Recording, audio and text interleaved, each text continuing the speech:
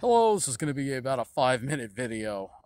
This is actually my second attempt doing this because the lighting is kind of, you can't really see me too well, and it's hard to hold the phone up. But I just want to make this video to address the latest of what's going on with housing. And basically, the last option that I had to find another apartment basically hasn't worked out. I've gotten nowhere with it. Our lawyers have gotten nowhere with elected officials. They referred me to the state office of mental health, which I contacted the state office of mental health, contacted the agency, and saw my housing worker earlier this week. And basically, the story's still the same. There's nothing else available. They can't find apartments for people. Um, and there are people that need another apartment more than I do that cannot find another apartment because there's rampant discrimination on Long Island against people in housing programs. All right, so what it is that we have a rampant discrimination. Not only are the rents too high for the program in a lot of cases, but there's just discrimination. It's very hard to find any landlords that will rent to supportive housing agencies. So basically, I'm stuck there. She said, obviously, it's not acceptable. I'm dealing with the smoking and the fumes in the alley. She's going to work on that. She's going to work on as far as the window goes, that window thing. There was something that the window's designed to come out of the frame, and it wasn't put in right when they put the AC in. I don't know, but whatever the case is, she explained that to me. And the intercom, they're still working on that. So I don't know. They're still working on that. But I'm stuck there. I cannot find another place to live on Long Island. Just to explain to you how bad it is, there's a client that they have that has very difficulty climbing stairs. They need to move into a building where there's an elevator or where it's on the first floor, and they don't care what kind of neighborhood it's in, and they can't find anything. So Long Island is it's all part of the plan here. And of course, here I am in Toms River, Winding River Park, because the railroad decided to have another problem today in Hicksville, and there was a problem yesterday in Hicksville. Same problem occurred today. It was cold this morning. We know what happens to the main line in the cold. So I can look forward to being stuck in that apartment, dealing with unreliable train service again, because that's what happens in the winter.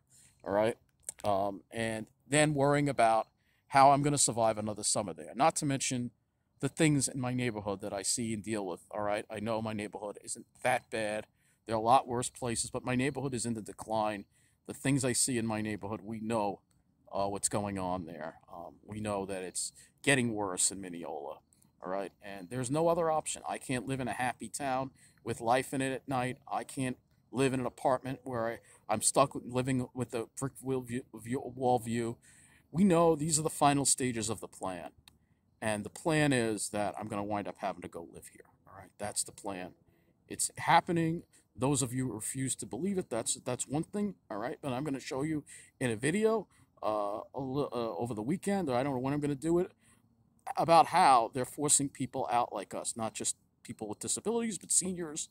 All right, and they're building affordable housing for us in New Jersey. All right, because New Jersey cares about people like us. They don't want to force us out. They're welcoming us. They know the plan. They know New York is forcing us out. And this is a losing battle that I'm fighting here. And honestly, I don't know how I'm going to survive another summer in that apartment. I really don't want to say goodbye to Long Island, but unfortunately, I'm going to get up and start walking. But unfortunately, there's not much I can do. There's a lot of competition for apartments. The housing market's very tight, and any apartment that becomes available, I'm going to be up against a lot of these white finance professionals, and they're going to pay more, and the landlord's going to say, well, I can get more rent from them than you, so I'm going to rent to them. So these are the kind of things I deal. This is what I'm up against. It's just a losing battle. It really is. I don't. This is not something I'm going to be able to win. Just like the Mets are having trouble beating the Dodgers. This is not something I'm going to be able to beat. It just doesn't look like it, unfortunately. And it's all part of the plan. This is everything I've talked about, everything I've spoken about. So now I'm going to start looking at housing, see what housing options are in New Jersey. I'm going to start reaching out to the Ocean County and seeing when I can move. If there's a apartment, if I can find an apartment in Toms River that I like, I'm out of there. That's it. That's all there is to it, because um, I'm done. I can't deal with it anymore. Last night, a guy, I don't know, the people in my building, I see different people coming and going constantly. I don't know what's going on. I didn't recognize the guy that was, it's like somebody followed me into the building. I don't know who he was. He didn't have, it's like, you know, sometimes they just, it's like he's waiting for somebody to go in the building. I don't know if, I think he's friends with the guy that's in another apartment, whatever, and maybe because the intercom doesn't work. But it's all very strange. It really is. I see all kind of, you know, I got illegals in my neighborhood. I got all this stuff. No matter who wins the election, the illegals in Mineola aren't going anywhere. It's only going to get worse. This is just the plan in action. So time is really running out for me on Long Island, and there's some things obviously I want to do before I leave Long Island.